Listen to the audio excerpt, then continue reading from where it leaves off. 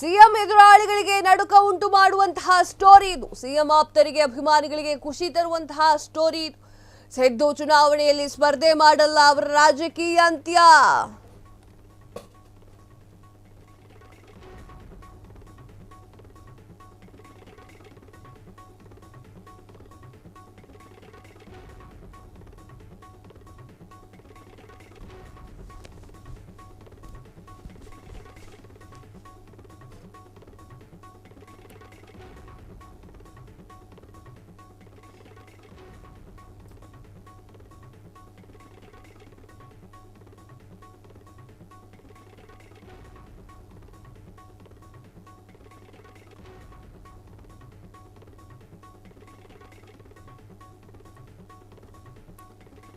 CM ಎದುರಾಳಿಗಳಿಗೆ ನಡುಕ ಉಂಟು ಮಾಡುವಂತಹ ಸ್ಟೋರಿ ಇದು. ಸಿದ್ದು ಆಪ್ತರಿಗೆ ಅಭಿಮಾನಿಗಳಿಗೆ ಖುಷಿ ಕೊಡುವಂತಹ ಸುದ್ದಿ ಇದು.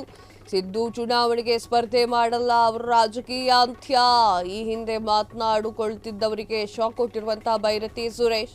ಮುಂದಿನ ಚುನಾವಣೆಯಲ್ಲಿ ಸಿದ್ದರಾಮಯ್ಯ ಸ್ಪರ್ಧೆ. ಸಿದ್ದು ಆಪ್ತ ನಗರಾಭಿವೃದ್ಧಿ ಸಚಿವ ಬೈರತಿ ಸುರೇಶ್ ಈ ಒಂದು ಹೇಳಿಕೆ. ಕೆಆರ್ಪುರ ವಿಧಾನಸಭಾ ಕ್ಷೇತ್ರ ವ್ಯಾಪ್ತಿಯಲ್ಲಿ ಜಿಬಿಎ ಈ ಒಂದು ಸಭೆಯಲ್ಲಿ ಹೇಳಿಕೆ. ಕಳೆದ 3-4 ದಿನಗಳಲ್ಲಿ ಬಹಳಷ್ಟು ರಾಜಕೀಯ ನಡೀತಾ ಇದೆ. ಮುಖ್ಯಮಂತ್ರಿ ಸಿದ್ದರಾಮಯ್ಯ ಡಿಕೆಶಿ ನಾವೆಲ್ಲ ಕೂಡ ಕಾಂಗ್ರೆಸ್ ಪಕ್ಷದ ಕಟ್ಟಾಳಿಗಳು. ಸಿದ್ದರಾಮಯ್ಯ ಅವರು ಮುಂದಿನ ಚುನಾವಣೆಯಲ್ಲಿ ಸ್ಪರ್ಧಿಸೋದಿಲ್ಲ ಎನ್ನುವುದು ಸುಳ್ಳು. 2028ರ ಚುನಾವಣೆಯಲ್ಲಿ ಸ್ಪರ್ಧೆ ಮಾಡಬೇಕು ಎಂಬುದು ನಮ್ಮೆಲ್ಲರ ಒತ್ತಾಯ. ಕಾಂಗ್ರೆಸ್ ಪಕ್ಷಕ್ಕೆ ಒಳ್ಳೆಯದಾಗಬೇಕಾದ್ರೆ ಸಿದ್ದು ಚುನಾವಣೆಯಲ್ಲಿ ಸ್ಪರ್ಧೆ ಮಾಡಬೇಕು. ಸಚಿವ ಸಂಪುಟ ಪುನರ್ರಚನೆ ಇನ್ನಿತರ ವಿಚಾರದ ಬಗ್ಗೆ ಹೈಕಮಾಂಡ್ ಸಮರ್ಥವಾಗಿ ನಿರ್ಧಾರವನ್ನು ಕೈಗೊಳ್ಳುತ್ತೆ ಅಂತ ಹೇಳಿ ಮಾತನಾಡಿರುವಂಥದ್ದು. ಏನು ಹೇಳಿದ್ರು ಒಂದ್ಸಲ ಕೇಳ್ಕೊಂಬಂದ್ಬಿಡೋಣ. ಸಿದ್ದರಾಮಯ್ಯನವರು ಎಲೆಕ್ಷನ್ ನಿಂತ್ಕೊಳ್ಳಲ್ಲ ಅನ್ನೋದೆಲ್ಲ ಸುಳ್ಳು. 28ಕ್ಕೂ ಕಂಟೆಸ್ಟ್ ಮಾಡ್ತಾರೆ ಸಿದ್ದರಾಮಯ್ಯ. ಕಾಂಗ್ರೆಸ್ ಪಕ್ಷಕ್ಕೆ ಒಳ್ಳೇದಾಗಬೇಕು ಅಂದ್ರೆ ಸಿದ್ದರಾಮಯ್ಯನವರು ಕಂಟೆಸ್ಟ್ ಮಾಡಬೇಕು ಅಂತ ಟೀಚಿಂಗ್ ಮಿನಿಸ್ಟರ್ ಸುಮ್ಮನೆ ಎಲ್ಲ ಊಟಾಕ್ಬಿಡ್ತಾರೆ. ಡಿಕೆ ಕುಮಾರ್ ಅವರಿಗೆಲ್ಲ ನಮಗೆಲ್ಲ ಚೆನ್ನಾಗಿ ಜೊತೆಲೇ ಬೆಳೀಲಿ, ಅದಕ್ಕೆ ಮೀಟಿಂಗ್ ಬರಬೇಕಾಗೈತೆ ಅನಿಸ್ತು.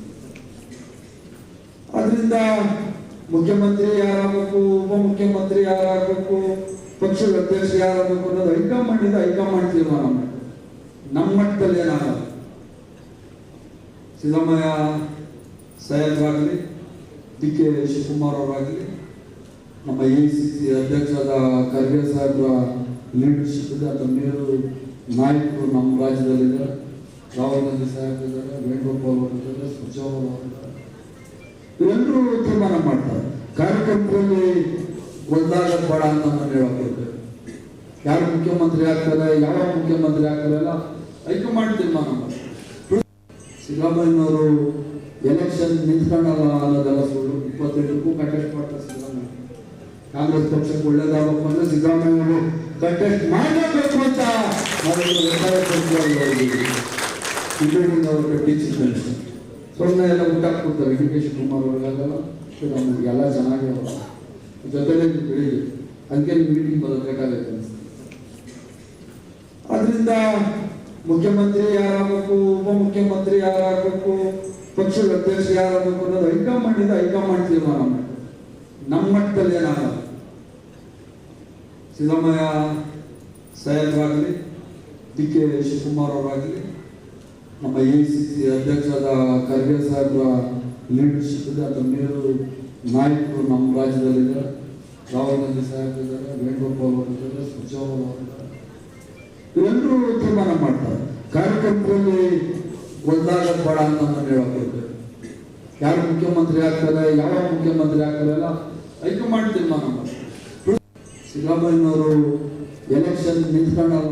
ಕ್ಷಣ ಕ್ಷಣದ ಸುದ್ದಿಗಳಿಗಾಗಿ ಫ್ರೀಡಂ ಟಿವಿ ಸಬ್ಸ್ಕ್ರೈಬ್ ಮಾಡಿ, ಲೈಕ್ ಮಾಡಿ ಹಾಗೂ ಫಾಲೋ ಮಾಡಿ. ಹೊಸ ಸುದ್ದಿಗಳ ನೋಟಿಫಿಕೇಶನ್ಗಾಗಿ ಬೆಲ್ ಐಕಾನ್ ಮೇಲೆ ಕ್ಲಿಕ್ ಮಾಡಿ.